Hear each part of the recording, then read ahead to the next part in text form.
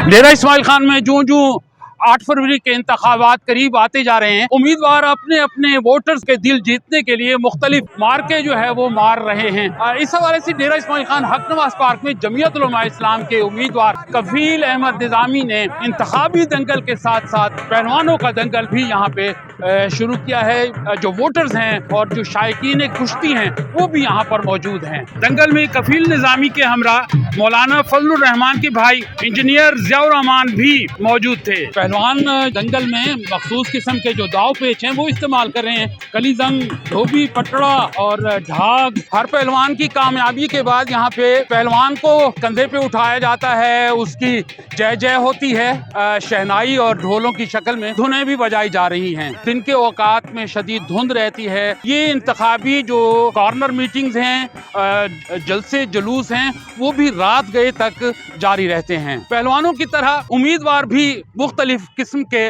दाव लगा रहे हैं और जो कामयाबी के है वो दावे किए जा रहे हैं। जीत किसकी होती है ये 8 फरवरी का दिन बताएगा।